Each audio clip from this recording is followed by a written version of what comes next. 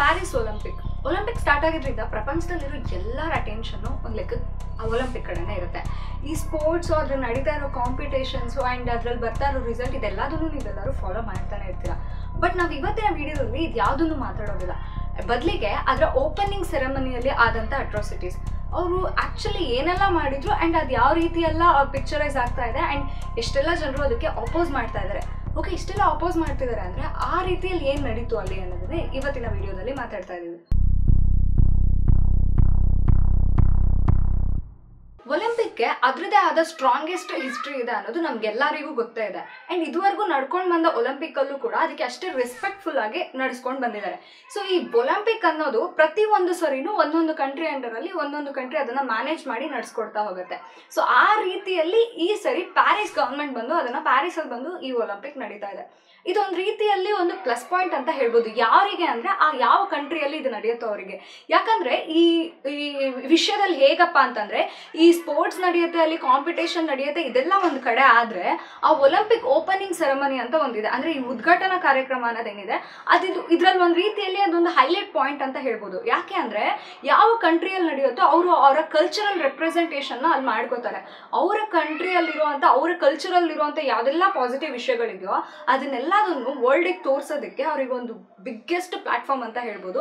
And ಅವ್ರು ಎಷ್ಟು positive ಆಗಿ ಅವ್ರನ್ನ ರೆಪ್ರೆಸೆಂಟ್ ಮಾಡ್ಕೋತಾರೋ ಉಳಿದೆಲ್ಲ ಕಂಟ್ರಿಗಳಿಗೆ ಅವ್ರ ಮೇಲೆ ಅಷ್ಟೇ ರೆಸ್ಪೆಕ್ಟ್ ಹೆಚ್ಚಾಗೋಕ್ಕೂ ಕೂಡ ಅದು ಒಂದು ರೀತಿಯಲ್ಲಿ ಒಂದು ಒಳ್ಳೆ ಕೀ ಆಗಿ ವರ್ಕ್ ಆಗ್ತಾ ಇದೆ. ಆ ರೀತಿಯಲ್ಲಿ ಈ ಸರಿ ಪ್ಯಾರಿಸ್ ಗವರ್ಮೆಂಟ್ ಏನೆಲ್ಲ ಅಟ್ರಾಸಿಟೀಸ್ ಮಾಡಿದೆ ಅನ್ನೋದು ನಮಗೆ ಮೈಂಡ್ ಬ್ಲೋಯಿಂಗ್ ಆಗಿರುವಂಥ ವಿಷಯ. ಆ್ಯಂಡ್ ಮೊದಲನೇದಾಗಿ ಬಿಗ್ಗೆಸ್ಟ್ ಅಕ್ಯೂಸೇಷನ್ ಏನಪ್ಪ ಪ್ಯಾರಿಸ್ ಗವರ್ಮೆಂಟ್ ಮೇಲೆ ಎಲ್ಲರೂ ರೊಚ್ಚಿಗೆದ್ದಿರೋ ಕಾರಣ ಏನು ಅಂದರೆ, ಪ್ಯಾರಿಸ್ ಬಂದು ಕಂಪ್ಲೀಟ್ ಆಗಿ ಒಂದು ಕ್ರಿಸ್ಟಿಯನ್ ಮೇಜರ್ ಕಂಟ್ರಿ ಆಯಿತಾ, ಕ್ರಿಸ್ಟಿಯಾನಿಟಿನ ಫಾಲೋ ಮಾಡುವಂಥ ಕಂಟ್ರಿ. ಈಗ ಪ್ರತಿಯೊಂದು ಕಂಟ್ರಿಲೂ ಅವರ ರೆಪ್ರೆಸೆಂಟೇಷನಲ್ಲಿ ಅವರ ರಿಲಿಜನ್ ಒಂದು ಸ್ವಲ್ಪ ರೆಸ್ಪೆಕ್ಟ್ಫುಲ್ ಆಗಿ ರೆಪ್ರೆಸೆಂಟ್ ಮಾಡ್ಕೊಳ್ತಾರೆ. ಬಟ್ ಇವ್ರು ಏನು ಮಾಡಿದ್ದಾರೆ ಅಂತಂದರೆ, ಅದೇ ಒಂದು ಕ್ರಿಸ್ಟಿಯನ್ ಬೇಸ್ಡ್ ಕಂಟ್ರಿ ಆಗಿದ್ರೂ ಕೂಡ ಈ ಲಾಸ್ಟ್ ಸಪ್ಪರ್ ಅಂತ ಒಂದು ಪೇಂಟಿಂಗ್ ಇದೆ, ಡಾ ವಿನ್ಸಿ ಅವ್ರು ಬರ್ದಿರೋ ಅಂಥದ್ದು ಒಂದು ಲಾಸ್ಟ್ ಸಪ್ಪರ್ ಅಂತ ಒಂದು ಪೇಂಟಿಂಗ್ ಇದೆ. ಇದು ಯಾವ ರೀತಿಯಲ್ಲಿ ಇದು ಏನು ಅವರ ಬಿಲೀಫ್ ಪ್ರಕಾರ ಇದು ಯಾವ ರೀತಿಯಲ್ಲಿ ನಡೆಯುತ್ತೆ ಆ್ಯಂಡ್ ಬೈಬಲ್ ಪ್ರಕಾರ ಅಂತಂದರೆ, ಏಸು ಬಂದು ಅಂದರೆ ಅವರಿಗೆ ಶಿಲುಬೆಗೆ ಏರ್ಸೋಕ್ಕೆ ಮುಂಚೆ ಹಿಂದಿನ ದಿನ ಅವರ ಫಾಲೋವರ್ಸ್ ಅಥವಾ ಅವರ ಕ್ಲೋಸ್ಡ್ ಸರ್ಕಲ್ ಜೊತೆ ಒಂದು ಲಾಸ್ಟ್ ಡಿನ್ನರ್ನ ತೊಗೊಂಡು ಆ್ಯಂಡ್ ಕೆಲವೊಂದು ವಿಷಯಗಳನ್ನೆಲ್ಲ ಅವರು ಮಾತಾಡಿ ಹೋಗುವಂಥ ಒಂದು ಇದು. ಅವ್ರು ಅದೇ ರೀತಿಯಲ್ಲೇ ಮಾತಾಡಿದ್ರು, ಇದೇ ಅರೇಂಜ್ಮೆಂಟಲ್ಲಿ ಕೂತಿದ್ರು ಅಂತ ನಾವು ಅಕ್ಯುರೇಟಾಗಿ ಹೇಳ್ದೇ ಇದ್ರು ಇದು ಡಾ ವಿನ್ಸಿ ಅನ್ನೋ ಒಂದು ಗ್ರೇಟ್ ಆರ್ಟಿಸ್ಟ್ನ ಒಂದು ಪೇಂಟಿಂಗ್ ಅಂತ ಹೇಳ್ಬೋದು. ಅವರು ಅದನ್ನು ಆ ರೀತಿಯಲ್ಲಿ ಪರ್ಸೀವ್ ಮಾಡಿ ಒಂದು ಬ್ಯೂಟಿಫುಲ್ ಆಗಿ ಬರ್ತಿದ್ದಾರೆ. ಆ್ಯಂಡ್ ಆ ಸ್ಕೆಚ್ ಏನಿದೆ ಅದು ತುಂಬಾ ವರ್ಲ್ಡ್ ವೈಡ್ ಪಾಪ್ಯುಲರ್ ಅಂತ ಕೂಡ ಹೇಳ್ಬೋದು. ಆ್ಯಂಡ್ ಅದಕ್ಕೆ ಅದರದ್ದೇ ಆದ ರೆಸ್ಪೆಕ್ಟ್ ಇದೆ. ಅದನ್ನು ಮಾಕ್ ಮಾಡೋ ರೀತಿಯಲ್ಲಿ ಅಂದರೆ ಅದನ್ನೇ ಇಮಿಟೇಟ್ ಮಾಡೋ ರೀತಿಯಲ್ಲಿ ಏನು ಮಾಡಿದ್ದಾರೆ ಅಂತಂದರೆ, ಇವರು ಒಂದು ಅದೇ ರೀತಿಯಾದ ಒಂದು ಅರೇಂಜ್ಮೆಂಟ್ಸಲ್ಲಿ ಕುತ್ಕೊಂಡು ಅದೇ ರೀತಿಯಾದ ಒಂದು ವಿಷಯಗಳನ್ನೆಲ್ಲ ಆ ಪೇಂಟಿಂಗಿಗೆ ರಿಲೇಟ್ ಆಗೋ ರೀತಿಯಾದ ಕಲರ್ ಕಾಂಬಿನೇಷನ್ಸು, ಡ್ರೆಸ್ಸಸ್ಸು ಅದನ್ನೆಲ್ಲ ಮಾಡಿದ್ದಾರೆ. ಆ್ಯಂಡ್ ಅದೇ ಫಸ್ಟ್ ಆಫ್ ಆಲ್ ತುಂಬ ಜನಕ್ಕೆ ಅಂದರೆ ಈ ಕ್ರಿಸ್ಟಿಯಾನಿಟಿ ಫಾಲೋ ಮಾಡೋರಿಗೆ ಆ ಕಂಟ್ರಿಯವ್ರಿಗೇ ತುಂಬಾ ಟ್ರಿಗರ್ ಆಗಿರುತ್ತೆ. ಎಸ್ಪೆಷಲಿ ತುಂಬ ಬೇರೆ ಕಂಟ್ರಿಯಲ್ಲಿ ಕೂಡ ತುಂಬ ಜನಕ್ಕೆ ಟ್ರಿಗರ್ ಆಗಿದೆ. ಆ್ಯಂಡ್ ಅದರಲ್ಲೂ ಆ ಲೈನಲ್ಲಿ ಕೂತಿರೋ ಅಂಥ ಪ್ರತಿಯೊಬ್ಬರು ಕೂಡ ಹೋಮೋಸೆಕ್ಷುವಲ್ಸ್. ಆ್ಯಕ್ಚುಲಿ ನಾವು ಇದಕ್ಕೆ ಮುಂಚೆ LGBTQ ಬಗ್ಗೆ ಎಲ್ಲ ನಾವು ತುಂಬ ವೀಡಿಯೋಸ್ ಮಾತಾಡಿದ್ದೀವಿ. ಆ್ಯಂಡ್ ಹೋಮೋಸೆಕ್ಷುಯಾಲಿಟಿ ಬಗ್ಗೆ ಆ್ಯಂಡ್ ಅದರ ನೆಗೆಟಿವ್ಸ್ ಬಗ್ಗೆ ಎಲ್ಲ ಮಾತಾಡ್ಬೇಕಾದ್ರೆ ನನಗೆ ಎಲ್ಲೋ ಒಂದು ಕಡೆ ಅನಿಸೋದು, ಓಕೆ ಇದರ ರೆಸ್ಪಾನ್ಸ್ ಅಷ್ಟು ಬರ್ತಾ ಇಲ್ಲ ಅಂದರೆ ಮೋಸ್ಟ್ಲಿ ನಾವೇ ಇದನ್ನು ಅಂದರೆ ಎಲ್ಲೋ ಬೇರೆ ಕಂಟ್ರಿಯಲ್ಲಿರೋ ವಿಷಯಗಳನ್ನು ನಾವೇ ತುಂಬ ಟ್ರಿಗರ್ ಮಾಡಿ ಎಲ್ಲರಿಗೂ ಹೇಳೋ ರೀತಿಯಲ್ಲಿ ಇದೆಯಾ ಅನ್ನೋ ರೀತಿಯಲ್ಲಿ. ಬಟ್ ಇಷ್ಟು ಒಂದು ಬಿಗ್ಗೆಸ್ಟ್ ಪ್ಲ್ಯಾಟ್ಫಾರ್ಮ್, ಲಿಟ್ರಲಿ ಒಲಿಂಪಿಕ್ ಅನ್ನೋದು ಒಂದು ಎಷ್ಟು ಬಿಗ್ಗೆಸ್ಟ್ ಮಾಸ್ ಮೀಡಿಯಾದಲ್ಲಿ ಟೆಲಿಕಾಸ್ಟ್ ಆಗ್ತಿದೆ. ಆ್ಯಂಡ್ ಅದರ ಒಂದು ಅದರ ಆಡಿಯನ್ಸೇ ಬಂದು ತುಂಬಾ ವೈಡ್ ರೇಂಜ್ ಆಡಿಯನ್ಸ್ ಆಯಿತಾ. ಆ ರೀತಿಯಲ್ಲಿ ಇರಬೇಕಾದ್ರೆ ಎಲ್ಲ ಏಜ್ ಗ್ರೂಪ್ ಅವರು ಅದನ್ನು ನೋಡ್ತಿದ್ದಾರೆ ಅನ್ನೋವಾಗ ಸ್ವಲ್ಪನೂ ಅದರ ಮೈಂಡ್ ಸೆಟ್ಟೇ ಇಲ್ಲದೆ ಈ ರೀತಿಯಾದ ವಿಷಯಗಳನ್ನು ಅವ್ರು ಇನ್ಫ್ಲುಯೆನ್ಸ್ ಮಾಡ್ತಿದ್ದಾರೆ. ಎಸ್ಪೆಷಲಿ ಈ ಸ್ಪೋರ್ಟ್ಸ್ ರೀತಿಯಾದ ವಿಷಯಗಳನ್ನೆಲ್ಲ ಮೆಜಾರಿಟಿ ಕಿಡ್ಸ್ನೆಲ್ಲ ತುಂಬ ಮನೇಲೇ ಫೋರ್ಸ್ ಮಾಡಿ ನೋಡೋಕ್ಕೆ ಅವರನ್ನೇ ಇನ್ಫ್ಲುಯೆನ್ಸ್ ಮಾಡಿ ನೋಡಿಸ್ತಾರೆ. ಬಟ್ ಅವರಿಗೂ ಕೂಡ ಇದು ಯಾವ ರೀತಿಯಲ್ಲಿ ಅವ್ರನ್ನ ಇನ್ಫ್ಲುಯೆನ್ಸ್ ಮಾಡುತ್ತೆ ಅನ್ನೋದು ಒಂದು ರೀತಿಯಲ್ಲಿ ನಮಗೆ ಕ್ವೆಶನ್ ಮಾರ್ಕ್ ಆಗಿಬಿಡುತ್ತೆ. ಆ್ಯಂಡ್ ಇದೆಲ್ಲ ನೋಡಿದ್ಮೇಲೆ ನನಗನ್ನಿಸ್ತು, ಆ್ಯಕ್ಚುಲಿ ನಾವು ಮಾತಾಡ್ತಿರೋದು ಏನೂ ಅಲ್ಲ, ನಾವು ಇವಾಗ ನಡೀತಿರೋ ವಿಷಯಗಳನ್ನೆಲ್ಲ ನೋಡಿದ್ರೆ ನಾವು ಅಂದ್ಕೊಳ್ಳೋದಕ್ಕಿಂತ ಇದರ ನೆಗೆಟಿವಿಟಿ ಅದಕ್ಕಿಂತ ಹೆಚ್ಚಾಗಿದೆಯೇನೋ ಅನ್ನೋ ರೀತಿಯಲ್ಲಿ ನನಗೆ ಡೌಟ್ ಆಗುತ್ತೆ. ಅಷ್ಟು ಎಕ್ಸ್ಟ್ರೀಮ್ ಆಗಿದೆ. ಆ್ಯಂಡ್ ಆ ಫುಟೇಜ್ನೆಲ್ಲ ನಿಜವಾಗ್ಲೂ ತುಂಬ ಜನ ನೋಡೋಕ್ಕೆ ಆಗಲ್ಲ. ಕಂಪ್ಲೀಟಾಗಿ ಅವ್ರ ಹೋಮೋಸೆಕ್ಷುವಲ್ ಪೀಪಲ್ಸ್ ಆ್ಯಂಡ್ ಅವರ ಬಿಹೇವಿಯರ್ ಆಗಿರಲಿ, ಓಕೆ ಅದು ಅವರ ಚಾಯ್ಸ್ ಅಂದ್ರೂ ಕೂಡ ಅವರ ಒಂದು ಬಿಹೇವಿಯರ್, ಒಂದು ಪಬ್ಲಿಕ್ ಬಿಹೇವಿಯರ್ ಅನ್ನೋದೊಂದು ಇರುತ್ತೆ, ಅದಾಗಿರಲಿ ಅಥವಾ ಅಲ್ಲಿ ಇನ್ನೊಬ್ಬರು ಯಾರೋ ಒಂದು ಫುಲ್ ಬ್ಲೂ ಕಲರ್ ಪೇಂಟಿಂಗ್ ಹಾಕೊಂಡು ಬಂದಿರ್ತಾರೆ, ಕಂಪ್ಲೀಟ್ಲಿ ನ್ಯೂಡ್ ಆಗಿ ಅವರು ಇಡೀ ಓಲ್ ಸೆರೆಮನಿಯಲ್ಲಿ ಬಂದಿರ್ತಾರೆ. ಆ್ಯಂಡ್ ಇದರಲ್ಲಿ ಇನ್ನೊಂದಿಷ್ಟು ಶಾಕಿಂಗ್ ವಿಷಯ ಏನಪ್ಪ ಅಂತಂದರೆ, ಇದು ಅದು ಮಾಸ್ ಮೀಡಿಯಾನ ಅಥವಾ ಯೂಟ್ಯೂಬ್ ಚಾನಲ ಗೊತ್ತಿಲ್ಲ, ಅವ್ರನ್ನ ಇಂಟರ್ವ್ಯೂ ಬೇರೆ ಮಾಡ್ತಿದ್ದಾರೆ. ಆ್ಯಂಡ್ ಅವರು ಅದನ್ನು ಕಂಪ್ಲೀಟಾಗಿ ಜಸ್ಟಿಫೈ ಮಾಡ್ಕೊಂಡು ಅವ್ರೇನೋ ಅದನ್ನು ಹೇಳ್ತಿದ್ದಾರೆ, ಮತ್ತು ಆ ಸಾಂಗ್ನೆಲ್ಲ ಹೇಳಿಸ್ತಿದ್ದಾರೆ. ಆ್ಯಂಡ್ ಇದೆಲ್ಲ ವಿಷಯನೇ ಅವರನ್ನು ವರ್ಲ್ಡ್ ವೈಡ್ ಆಗಿ ಎಲ್ಲರೂ ಹೇಟ್ ಮಾಡೋದಕ್ಕೆ ಒಂದು ಬಿಗ್ಗೆಸ್ಟ್ ರೀಸನ್ ಆಗಿಬಿಡ್ತು ಅಂತ ಹೇಳ್ಬೋದು. ಈವನ್ ಟ್ರಂಪೇ ಕೂಡ ಅವರೇ ನನಗೆ ಅಲ್ಲಿ ಒಲಿಂಪಿಕಲ್ಲಿ ನಡೀತಾ ಇದ್ದಿದ್ದು ಓಪನಿಂಗ್ ಸೆರೆಮನಿ ಅದು ಇದೆಲ್ಲ ನನಗೆ ಇಷ್ಟನೇ ಇಲ್ಲ ಅಂತ ಹೇಳಿದ್ದಾರೆ. ಯಾಕೆ ಅಂತಂದರೆ, ಯಾಕೆ ಇಲ್ಲಿ ನಾನು ಟ್ರಂಪ್ ಹೆಸರು ತಗೊಂಡೆ ಅಂತಂದರೆ, ಈಗ ಅಲ್ಲಿ ನಡೀತಾ ಈಗ ಅಮೆರಿಕನ್ ಗೌರ್ಮೆಂಟ್, ಯಾಕೆ ಅಮೆರಿಕನ್ ಗೌರ್ಮೆಂಟ್ ಈ ವಿಷಯದಲ್ಲೆಲ್ಲ ನಮಗೆ ಹೆಲ್ಪ್ ಆಗುತ್ತೆ ಅಂತಂದರೆ, ಇಟ್ಸ್ ಬಿಗ್ಗೆಸ್ಟ್ ಇನ್ಫ್ಲೂಯೆನ್ಸೇ ಅವರೇ. ಈ ವಿಷಯಗಳೆಲ್ಲ ಸ್ಟಾರ್ಟ್ ಆಗೋದಾಗಲಿ ಪ್ರತಿಯೊಂದಲ್ಲೂ ಅವ್ರದ್ದು ತುಂಬ ದೊಡ್ಡ ಕೈವಾಡ ಇರುತ್ತೆ, ಅವ್ರ ಬಿಗ್ಗೆಸ್ಟ್ ಇನ್ಫ್ಲೂಯೆನ್ಸ್.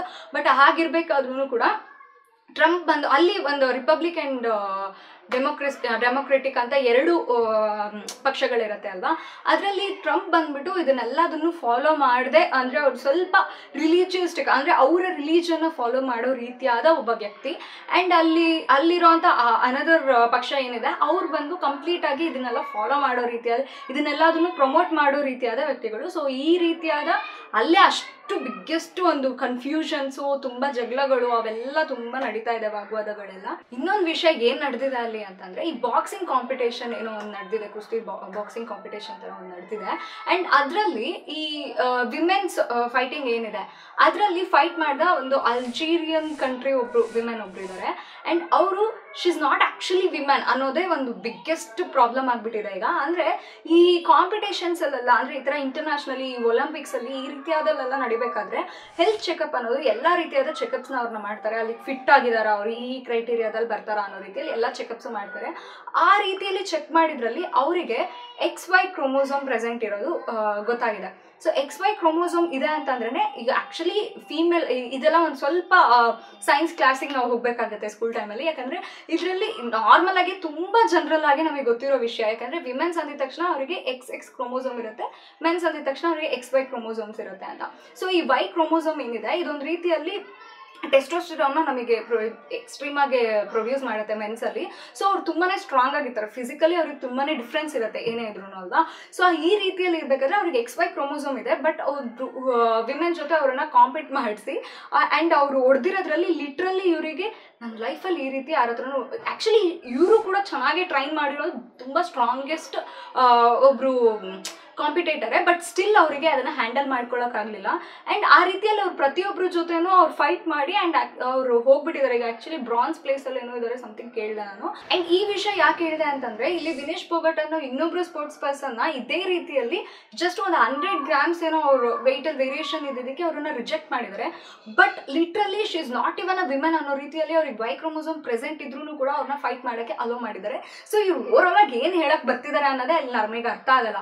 ಓಕೆ, ಆ ರೀತಿಯಲ್ಲಿ ಅವ್ರು ಈಗ ಅವ್ರನ್ನೆಲ್ಲ ಓಕೆ ನಮಗೆ ಹೋಮೋಸೆಕ್ಷುಯಾಲಿಟಿ ಮೇಲೆ ಅಷ್ಟು ಇಂಟ್ರೆಸ್ಟ್ ಇಲ್ಲ ಆ್ಯಂಡ್ ಇದು ಸೊಸೈಟಿಗೆ ಸರಿಯಲ್ಲ ಅಂತ ನಾವು ಆರ್ಗ್ಯೂ ಮಾಡೋರನ್ನ ಬಿಟ್ಬಿಡಿ, ನೀವು ಅದನ್ನು ಇನ್ಕ್ಲೂಡ್ ಮಾಡಿಕೊಂಡೇ ಒಲಿಂಪಿಕ್ಸ್ ನಡೆಸಿದ್ರು ಓಕೆ.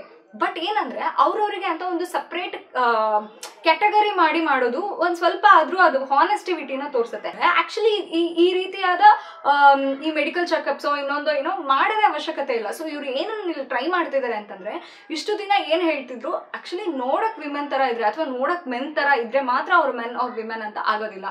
ಅವರಿಗೆ ಏನನ್ಸುತ್ತೆ ಅಥವಾ ಒಂದು ಮೆಡಿಕಲಿ ರಿಲೇಟೆಡ್ ಆಗಿರೋ ವಿಷಯಗಳು ಅವರಲ್ಲಿ ನಡೀತಾ ಇರುತ್ತೆ ಅನ್ನೋ ರೀತಿಯಲ್ಲಿ ನಮಗೆ ಹೇಳಿದರು. ಈಗ ಮೆಡಿಕಲ್ ಚೆಕಪ್ಪೇ ತಗೊಂಡ್ರು ಕೂಡ ಅವರ ಕ್ರೋಮೋಸೋಮಲ್ ಟೆಸ್ಟೇ ಆದ್ರೂ ಕೂಡ Y ಕ್ರೋಮೋಸೋಮ್ ಇದ್ರೂ ಕೂಡ ಅವ್ರು ವಿಮೆನ್ ಅನ್ನೋ ರೀತಿಯಲ್ಲಿ ಹೇಳ್ತಿದ್ದಾರೆ. ಅಂದರೆ ಅವ್ರು ಏನು ಹೇಳ್ತಿದಾರೋ ಅದೇ ಈಗ ಅಜೆಂಡಾ, ಅದನ್ನೇ ನಾವು ಫಾಲೋ ಮಾಡಬೇಕು, ಆ ಪ್ರೊಪಗಂಡದ ಒಳಗೇನೆ ಎಲ್ಲದೂ ನಡೀತಿದೆ ಅನ್ನೋ ರೀತಿಯಲ್ಲಿ ಬಂದ್ಬಿಡುತ್ತೆ ಅಲ್ವಾ. ಸೊ ಅಲ್ಲಿ ಏನು ಲಾಜಿಕ್ ಅಂತ ಇದೆ. ಯಾಕೆ ಇದನ್ನು ಹೇಳ್ತಿದ್ದೀನಿ ಅಂತಂದರೆ, ಯೂಶ್ವಲಿ ಸ್ವಲ್ಪ ಲಾಜಿಕಲಿ ಥಿಂಕ್ ಮಾಡಿದ್ರೆ ನಮಗೆ ಈ ಪ್ರಾಬ್ಲಮ್ ಅರ್ಥ ಆಗ್ತಾ ಹೋಗುತ್ತೆ. ಯಾಕೆ ಅಂದರೆ ಈ ಪಳೆಯುಳಿಕೆಗಳೆಲ್ಲ ಸಿಗುತ್ತೆ, ಯೂಶ್ವಲಿ ನ್ಯೂಸಲ್ಲೆಲ್ಲ ನಾವು ನೋಡಿರ್ತೀವಿ, ಯಾವುದೋ ಹಳೆಯ ಕಾಲದ ಪಳೆಯುಳಿಕೆ ಸಿಗುತ್ತೆ. ಆ್ಯಂಡ್ ಅದನ್ನು ಟೆಸ್ಟ್ ಮಾಡಿಬಿಟ್ಟು ಆ ಟೆಸ್ಟ್ ಮಾಡಿದವರೇ ಹೇಳ್ತಾರೆ ಇದು ಫೀಮೇಲಾ ಮೇಲಾ, ಆ ಟೈಮಿಂದು ಈ ಟೈಮಿಂದು ಎಲ್ಲ ಹೇಳ್ತಾರೆ. ಸೊ ಇಲ್ಲೇನಪ್ಪ ಅಂತಂದರೆ ಜಸ್ಟ್ ಇದೊಂದು ಸೆಕ್ಷುವಲ್ ಥಿಂಗ್ ಅಲ್ಲ ಅನ್ನೋ ಒಂದು ವಿಷಯ ನಾವಿಲ್ಲಿ ಅರ್ಥ ಮಾಡ್ಕೋಬೇಕು. ಯಾಕೆ ಅಂದರೆ ಈ XY ಕ್ರೋಮೋಸೋಮ್, ಈ ಸೆಕ್ಷುವಲ್ ಕ್ರೋಮೋಸೋಮ್ ಏನಿದೆ, ಸೆಕ್ಸ್ ಕ್ರೋಮೋಸೋಮ್ ಏನಿದೆ, ಇದು ನಮ್ಮ ಪ್ರತಿಯೊಂದು ವಿಷಯದಲ್ಲೂ, ಈಗ ಫಾರ್ ಎಕ್ಸಾಂಪಲ್ ನಮ್ಮ ಹೇರ್ಸನ್ನು ತೊಗೊಂಡು ಅವ್ರು ಟೆಸ್ಟ್ ಮಾಡಿದ್ರು ಅಥವಾ ಯಾವುದೋ ಒಂದು ಸೆಲ್ಲು ಎಲ್ಲೋ ಒಂದು ಕಡೆ ನಮ್ಮ ಸ್ಕಿನ್ ತೊಗೊಂಡು ಅವ್ರು ಟೆಸ್ಟ್ ಮಾಡಿದ್ರು ಕೂಡ ಅಲ್ಲಿ ನಮಗೆ ಅಲ್ಲಿ ಪ್ರೆಸೆಂಟ್ ಇರುತ್ತೆ, ಅಲ್ಲಿ ವಿಸಿಬಲ್ ಆಗಿರುತ್ತೆ.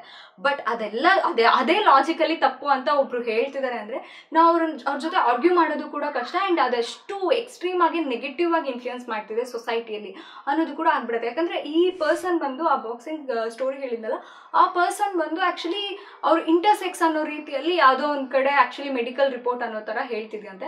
ಆ್ಯಂಡ್ ಅವ್ರು ಅದನ್ನು ಪ್ರೂವ್ ಮಾಡ್ಕೊಳ್ಳೋಕೆ ಕೂಡ ಮುಂದೆ ಬರ್ತಿಲ್ಲ, ಅವ್ರೇನೋ ಸ್ಟೇಟ್ಮೆಂಟ್ ಕೊಟ್ಟು ಮತ್ತೆ ವಾಪಸ್ ತೊಗೊಂಡ್ರು ಅನ್ನೋ ರೀತಿಯಲ್ಲಿ ಹೇಳ್ತಿದ್ದಾರೆ. ಈ ಸ್ಪೋರ್ಟ್ಸ್ ಪರ್ಸನ್ಸ್ ಎಲ್ಲ ಯೂಶಲಿ ಕಂಪ್ಲೀಟ್ ಆಗಿ ಅವ್ರ ಲೈಫ್ ಟೈಮ್ನ ಅಲ್ಲಿ ಸ್ಯಾಕ್ರಿಫೈಸ್ ಮಾಡಿರ್ತಾರೆ. ಈ ನಾರ್ಮಲಾಗಿ ಬೇರೆ ಎಲ್ಲ ವಿಷಯನೂ ಬಿಟ್ಟು ಸ್ಯಾಕ್ರಿಫೈಸ್ ಮಾಡಿರ್ತಾರೆ.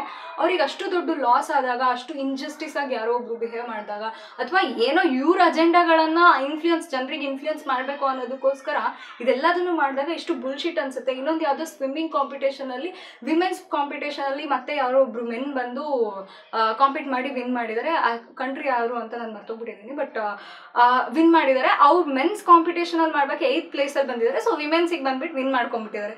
ಸೊ ಈ ರೀತಿಯಾದ ವಿಷಯಗಳೆಲ್ಲ ನಡೀತಿದೆ. ಆ್ಯಂಡ್ ಇದೆಲ್ಲದನ್ನು ಯಾವ ರೀತಿಯಲ್ಲಿ ನಾವು ಅದನ್ನು ಪರ್ಸೀವ್ ಮಾಡ್ಕೋಬೇಕು ಅನ್ನೋದು ಕೂಡ ನಮಗೆ ಡೌಟ್ ಆಗೋ ರೀತಿಯಾದ ಒಂದು ಅಜೆಂಡಾನ ಇವರು ನಮಗೆ ಇನ್ಫ್ಲೂಯೆನ್ಸ್ ಮಾಡ್ತಿದ್ದಾರೆ ಅಂತ ಹೇಳ್ಬೋದು. ಆ್ಯಂಡ್ ಇದೆಲ್ಲ ಯಾಕೆ ತುಂಬ ಇಂಪಾರ್ಟೆಂಟ್ ಅಂತ ಅಂದರೆ, ಇದು ಎಲ್ಲೋ ಒಂದು ಕಡೆ ನಡೀತಿದೆ. ಓಕೆ, ಇದು ಪ್ಯಾರಿಸ್ ಪ್ರಾಬ್ಲಮ್ ಅನ್ನೋ ರೀತಿಯಲ್ಲಿ ನಾವು ಸುಮ್ಮನಾಗಬೇಕಾಗಲ್ಲ. ಇಫ್ ಇನ್ ಕೇಸ್ ನೆಕ್ಸ್ಟ್ ಇಂಡಿಯಾದಲ್ಲಿ ಏನಾದರೂ ಒಂದು ಮ್ಯಾನೇಜ್ಮೆಂಟ್ ಬಂತು, ಅಥವಾ ಇಂಡಿಯಾದಲ್ಲಿಂದ ಏನೋ ಒಂದು ಆರ್ಗನೈಸ್ ಮಾಡಬೇಕಾದ್ರೂ ಕೂಡ ಈ ರೀತಿಯಾದ ವಿಷಯಗಳು ನಡೆಯೋದೇ ಇಲ್ಲ ಅಂತ ನಾವು ಗ್ಯಾರಂಟಿಯಲ್ಲಿ ಹೇಳೋಕ್ಕಾಗಲ್ಲ. ಬಿಕಾಸ್ ಇಂಡಿಯಾ ಕೂಡ ಇದಕ್ಕೆ ಈ ಹೋಮೋಸೆಕ್ಷುಯಾಲಿಟಿಗೆ ಸಪೋರ್ಟ್ ಮಾಡ್ತಾ ಇರೋ ಕಂಟ್ರಿನೇ. ಓಕೆನಾ, ನಾವಿಲ್ಲಿ ತುಂಬ ಜನ ಬಾಯ್ ಬಿಡ್ಕೊತಿದ್ದೀವಿ ಅನ್ನೋದು ಬಿಟ್ಟರೆ, ಇಂಡಿಯಾದಲ್ಲೂ ಕೂಡ ಅದಕ್ಕೆ ಸಪೋರ್ಟ್, ಅದಕ್ಕೋಸ್ಕರನೇ ತುಂಬ ತಿದ್ದುಪಡಿಗಳನ್ನೆಲ್ಲ ತಂದರು ನಮ್ಮ ಕಾನೂನಲ್ಲಿ.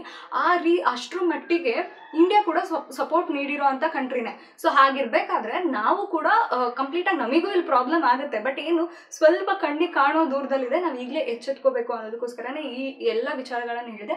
ಅಫ್ಕೋರ್ಸ್ ಇದರಲ್ಲಿ ಸ್ಪೋರ್ಟ್ಸ್ ರಿಲೇಟೆಡ್ ನಾನು ಯಾವುದೇ ವಿಷಯಗಳನ್ನು ಮಾತಾಡಿಲ್ಲ. ಬಿಕಾಸ್ ಅದ್ರಲ್ಲಿ ನಡೆಯೋ ಪ್ರತಿಯೊಂದು ಸ್ಪೋರ್ಟ್ಸಲ್ಲಿರೋ ರೂಲ್ಸಸ್ ನನಗೂ ಎಲ್ಲದೂ ಅರ್ಥ ಆಗಲ್ಲ ಅಂದ್ರೂ, ಬಟ್ ಆ ಓಪನಿಂಗ್ ಸೆರೆಮನಿಯಲ್ಲಿ ಅವ್ರು ಮಾಡ್ತಾ ಇರೋದು ಪೊಲಿಟಿಕಲ್ ಇನ್ಫ್ಲೂಯೆನ್ಸ್ನ ನನಗೆ ತುಂಬ ಈಸಿಯಾಗಿ ಗ್ರಾಸ್ಪ್ ಆಯಿತು. ಸೊ ಅದೆಲ್ಲದನ್ನು ನಿಮಗೆ ಹೇಳಬೇಕು ಅಂತ ಅನ್ನಿಸ್ತು ಅಷ್ಟೇ. ಈ ವಿಷಯಗಳ ಬಗ್ಗೆ ನಿಮಗೆ ಯಾವುದೆಲ್ಲ ಥಾಟ್ಸ್ ಇದೆ ಆ್ಯಂಡ್ ನಿಮ್ಮ ಆರ್ಗ್ಯುಮೆಂಟ್ಸ್ ಎಲ್ಲ ಏನು ಅನ್ನೋದನ್ನು ಕಮೆಂಟ್ ಬಾಕ್ಸಲ್ಲಿ ಲೀವ್ ಮಾಡಿ. ಆ್ಯಂಡ್ ಈ ವಿಷಯಗಳ ಬಗ್ಗೆ ಆದಷ್ಟು ನೀವು ನಿಮ್ಮ ಸರ್ಕಲ್ಸಲ್ಲಿ ಮಾತಾಡ್ತಾ ಹೋಗಿ. ಬಿಕಾಸ್ ಇದು ತುಂಬ ಬಿಗ್ಗೆಸ್ಟ್ ಪ್ರಾಬ್ಲಮ್ ಆಗಿ ನಮ್ಮ ಕಣ್ಮುಂದೆ ಬಂದಿದ್ದಾಗ ವಿ ಕಾಂಟ್ ಹೆಲ್ಪ್. ನಾವು ಇವಾಗಲೇ ಸ್ವಲ್ಪನೇ ಎಚ್ಚೆತ್ಕೊಂಡು ಇದು ಸ್ಪ್ರೆಡ್ ಆಗದೆ ರೀತಿಯಲ್ಲಿ ತಡೆಯೋದು ಒಂದು ಸ್ವಲ್ಪ ಬೆಟರ್ ಆಗಿರುತ್ತೆ ಅಷ್ಟೇ. ಆ್ಯಂಡ್ ಇದೇ ರೀತಿ ಯಾವುದಾದ್ರೂ ಇಂಟ್ರೆಸ್ಟಿಂಗ್ ಆ್ಯಂಡ್ ಇಂಪಾರ್ಟೆಂಟ್ ವಿಡಿಯೋ ಜೊತೆ ಮತ್ತೆ ನಿಮ್ಮನ್ನು ಭೇಟಿ ಮಾಡ್ತೀನಿ. Until this is Shilpa signing off.